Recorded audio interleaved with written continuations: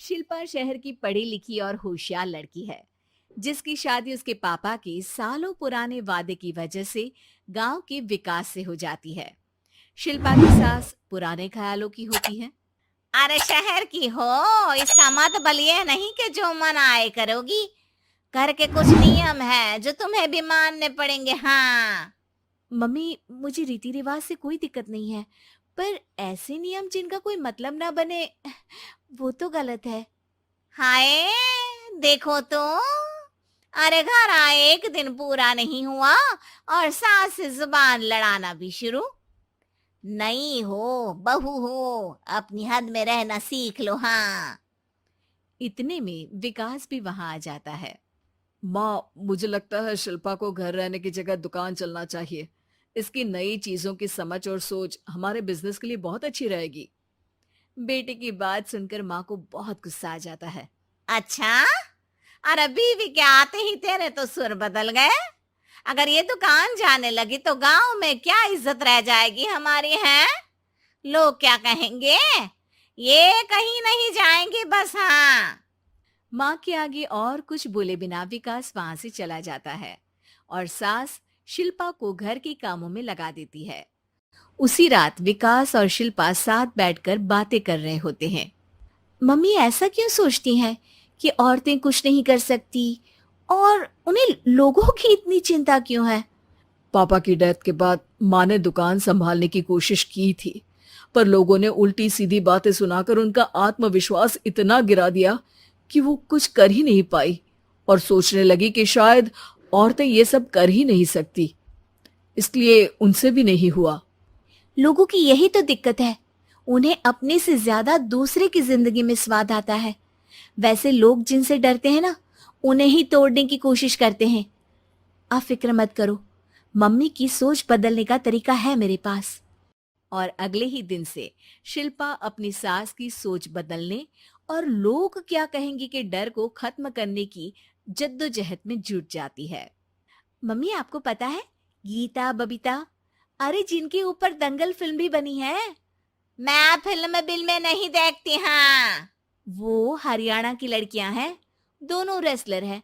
उन्होंने जब ये शुरू किया था ना, तो लोगों ने बहुत बातें बनाई, बुरा भला बोला, मजाक भी बनाया, लेकिन उन्होंने ना किसी की सुनी, ना अपने ऊपर से विश्वास खोया और ना ही हार मानी। और देखो आज किस मुकाम पर है। अरे तो ये सब मुझे क्यों सुना रही है? हाँ। नहीं नहीं, बस ऐसे ही, हमें अपने आसपास की खबरें तो रखनी चाहिए ना। ऐसा कहकर शिल्पा अपनी सास को सोच में डालकर वहां से चली जाती है।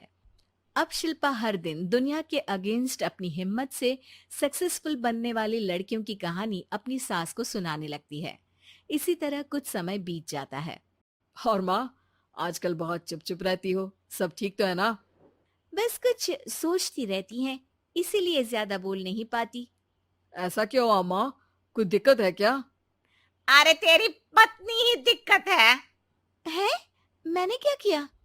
अरे रोज मुझे कुछ समझाने के मकसद से एक नई कहानी सुनाती है, पर खुद नहीं जानती कि मुझे सब पहले से पता है। हाँ। तो फिर दिक्कत क्या है माँ? लोग क्या कहेंगे? अरे उनका तो काम ही है कुछ ना कुछ कहना। आप ये सोचो कि उन्हें नजरअंदाज करके हम साथ मिलकर किस ऊंचाई पर पहुंच सकते हैं। बेटे और बहू की बातों से सोच में पड़ी माँ वहां से चली जाती है।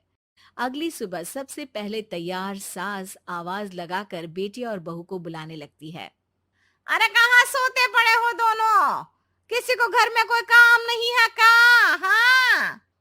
सास की आवाज सुन शिल्पा भागती हुई कमरे से बाहर निकल आती है, जिसके पीछे विकास भी बाहर आ जाता है। मम्मी, आप इतनी सुबह तैयार होकर कहाँ जा रही हैं? अरे किसी नई शुरुआत से पहले भगवान का आशीर्वाद बनता है या नहीं? मैं सीधा दुकान जाऊंगी, तुम काम निपटा कर आ जाना है। सास की बात सुन शिल्पा और विकास खुशी से फूले नहीं समाते। ये हुई ना मेरी माँ वाली बात।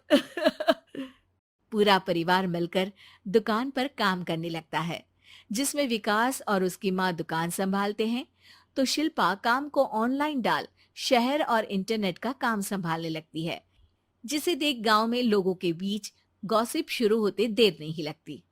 और अब क्या विकास भाई, अकेले काम संभल नहीं रहा था तो नौकर रख लेते। और तो को यहाँ लाने की क्या जरूरत थी? इन्हें घर में जो काम बोलो वो तो सही से करती नहीं, यहाँ आकर तो तुम्हें डुबा ही देंगी। अरे भाई साहब, अगर आपके घर की औरतें सही से काम नहीं करती ना, तो हमें उससे कोई लेना देना नहीं। यहाँ आपकी पंचायत के लिए किसी के पास समय नहीं है। हाँ, करारा जवाब सुन बातें सुनाने आए लोग मुंह लटकाए उल्टे पैर वापस चले जाते हैं। वाह मम्मी, ये तो अब दोबारा कभी भूल कर भी यहाँ नहीं आएंगे। I am so proud of you. अरे बहुत हुआ, हाँ काम पर लगो चलो। तीनों आपस में काम बांटकर अपने अपने काम पर लग जाते हैं।